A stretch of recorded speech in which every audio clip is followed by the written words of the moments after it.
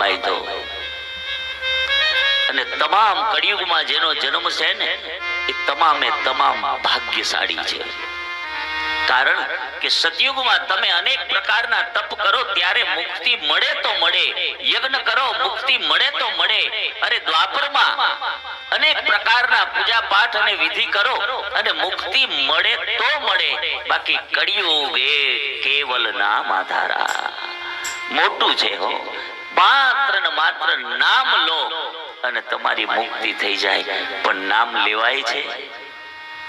સાચું કહેજો, નામ લેવાય છે? નથી લેવાતું. એનું કારણ આ હૃદયમાં કળિયુગ છે અને નામ લેવું છે તો આ હૃદયમાં કૃષ્ણ રાખવો પડશે. અને એના માટે જે બીજું સ્થાન આપ્યું છે પાનમ. પાનમ એટલે કોઈ પણ પ્રકારનો નશો, તો એની સાથે અધર્મને આપ્યું મદ. મદ એટલે અભિમાન. તો પાનમ એટલે માત્ર આપણે એવું નથી કે ન પીવાના પીણા પીતા હોય. આપણે એવું કહીએ કે હું તો બાપુ ક્યારેય નથી પીતો. અરે તમારે બાપ કમાઈ છે, આપ કમાઈ છે, તમે નથી પીતા. પણ જો ધ્યાન નહીં રાખો અને સંતાનો જ્યારે બાપ કમાઈ ઉપર ફરતા થશે ને તો એમને સીધું પીવું પડશે. તમને રૂપિયાનો નશો છે, એ નશો તમને ચાલે.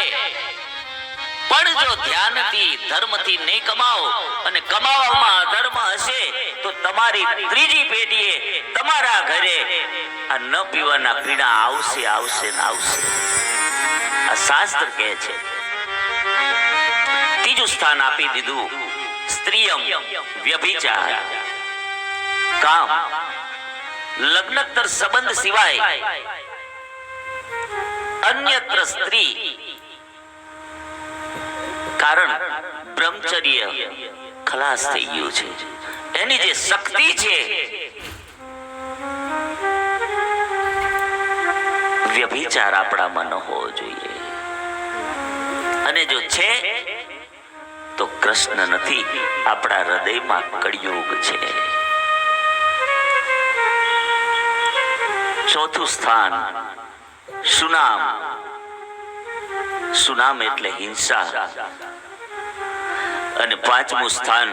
આ ત્રણ હોય એટલે હિંસા આવે આવે ને આવે. અને પાંચમું અનિતિથી કમાવેલું ધન એટલે સુવર્ણ. અને સુવર્ણ એટલે સોનું. અને એક પ્રકારે સુવર્ણ જોવું ને તો બ્રાહ્મણ અને ક્ષત્રિય પણ સુવર્ણમાં આવે. આપણે કહીએ છીએ ને અપભ્રંશથી સવર્ણ. તો બ્રાહ્મણ અને ક્ષત્રિય એ બે સવર્ણમાં આવે, સુવર્ણમાં. તો જ્યારે બ્રાહ્મણ, ક્ષત્રિય, વૈશ્ય અને શૂદ્ર, એમાં જો ક્ષત્રિયમાં ક્યાંય બગાડ આવે તો બ્રાહ્મણ એને ઉપદેશ આપી અને સમજાવે, એને પાછો વાળે. અરે જો વૈશ્યની અંદર કાંઈ આવે તો બ્રાહ્મણ એને સમજાવે, ન સમજાય તો પછી ક્ષત્રિયને આદેશ કરે અને એને સજા કરે. પેલાના રાજાઓ સજા કરતા હતા ને. બ્રાહ્મણ એને ઉપદેશ આપે અને જો એ ધર્મથી વિરુદ્ધ ચાલતા હોય તો ક્ષત્રિય એને સજા આપે.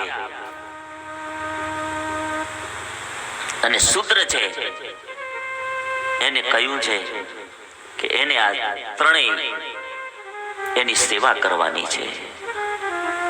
અને જો એ ધર્મથી ન ચાલે તો એને પણ સજા કરે. એક પ્રકારે આ સુવર્ણનો અર્થ આ પણ થાય.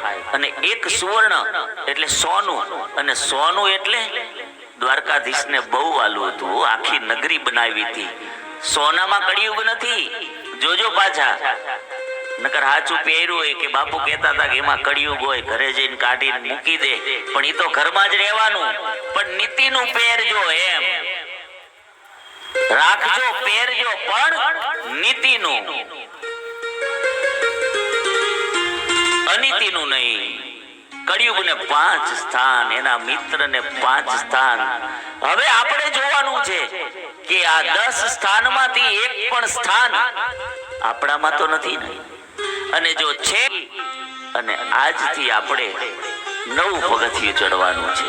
આજ સુધી હું અસત્ય બોલતો તો, આજથી નિયમ લઉં, ખાતરી આપું છું તમને વ્યાસપીઠથી, આજ સુધી તમે બોલેલા અસત્ય હશે એ તમામ વ્યાસપીઠમાં બેઠેલા ભગવાન વાંગમય સ્વરૂપ ભાગવતજી કરશે.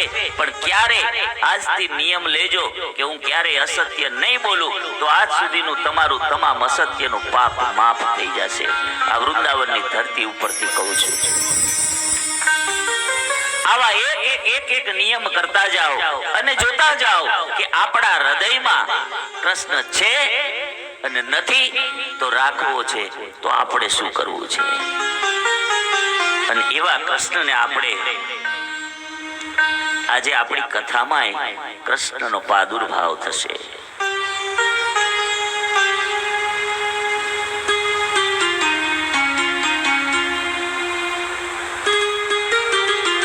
મુખ્યત્વે જીવને બે જ માંગ છે.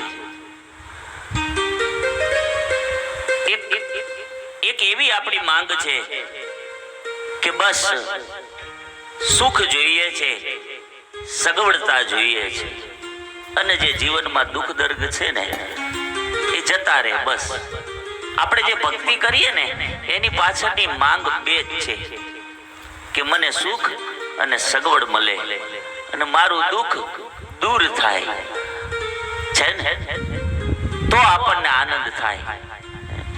ભક્તિ કરતા કરતા લાખ રૂપિયા લાગી જાય ને ડ્રો ઇનામની ટિકિટ, તો આપણે કઈક વાહ આપણા હનુમાનજીએ કૃપા કરી.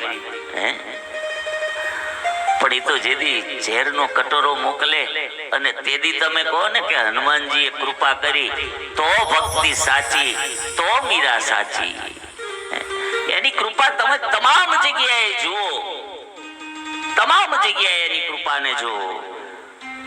પણ આપણે એવું છે કે બધું બરોબર ચાલતું હોય પણ જ્યાં રૂપિયો આવે ને એટલે અભિમાન આવી જાય. અને અભિમાન છે ને એ આંખનું કણું છે, અને આંખમાં જ્યાં સુધી કણું છે ત્યાં સુધી જે છે એ આપણને દેખાતું નથી.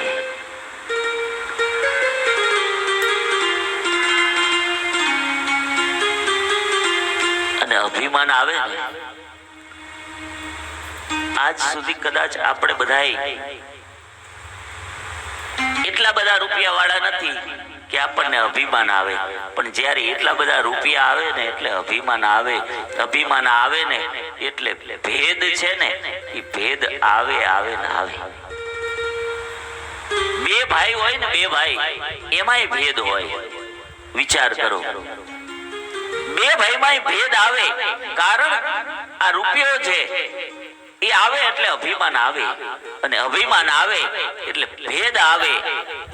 હવે આવા જ જે ભેદ છે અર્થ વધતો જાય, ભેદ વધતો જાય, અને જો સમયે સારવાર ન કરો ને તો ભાઈઓ જુદા થાય. ભાઈઓ જુદા થાય ને એનું મહત્વનું કારણ આ ભેદ છે.